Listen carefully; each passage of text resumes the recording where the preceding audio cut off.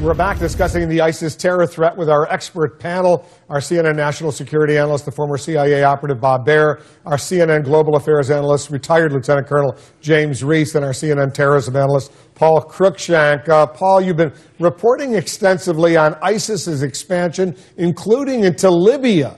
Libya, a country that the U.S. and others got rid of Gaddafi a few years ago. It was supposed to become a very peaceful democracy. Hasn't exactly worked out. Terrorists there are in charge. And now you're learning that ISIS is expanding not only in Iraq and Syria, but into Libya as well. What are you hearing?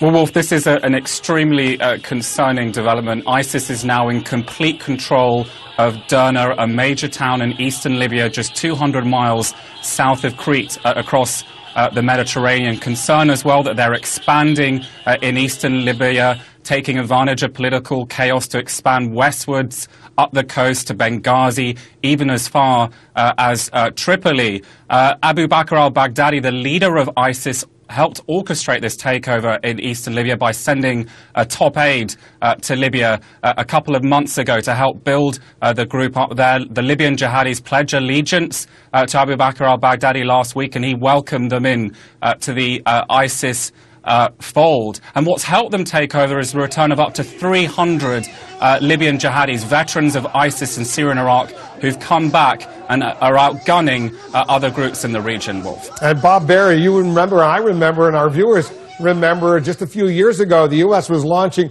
dozens of Tomahawk cruise missiles against Muammar Gaddafi's forces inside Libya. They got rid of Gaddafi. It wasn't supposed to turn out like this by any means, was it? It's actually unthinkable, Wolf. I didn't predict it myself. And listening to Paul, you know, the speed at which ISIL moved into Libya is just amazing. The Libyans were telling me this a couple months ago. Frankly, I didn't believe them.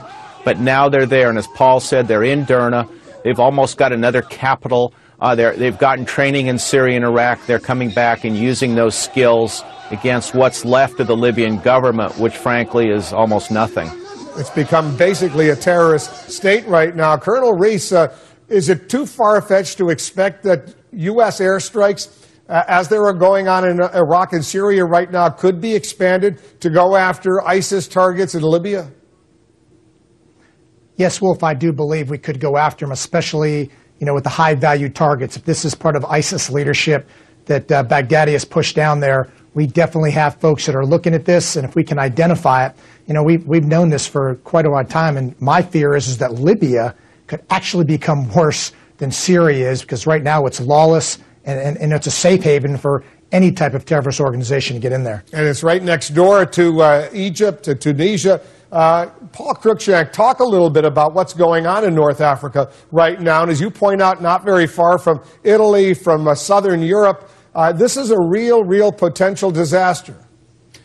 The Europeans, particularly, Wolf, are very, very concerned about this. Derna is just 200 miles south of Crete. The Europeans are worried about ISIS training camps in the Derna area. They're believed to operate about half a dozen training camps on the outskirts of the town. Also bigger facilities in the Green Mountains between Benghazi and Derna, where they're training operatives from across North Africa. The Egyptians are very worried too. They're worried that the ISIS affiliate in Libya and the ISIS affiliate in Egypt are going to start cooperating. They're worried about weapons flowing from Libya to Egypt, strengthening this group in Egypt. Anzar Bait al-Maqdis, which pledged allegiance to ISIS last week, also concerned that this group in Egypt could start targeting Western tourists in retaliation for U.S. airstrikes in Syria and Iraq, Wolf. It's hard to believe, but I've heard in recent weeks some U.S. analysts say to me, and it's hard to believe, as I say, that the U.S., the rest of North Africa, the world, would have been better off with Gaddafi in charge in Libya than what's going on right now. As bad as Gaddafi was, it's even worse now. That's what some analysts have said to me. All right, guys, thanks very much. We'll monitor all of this very closely. Just ahead.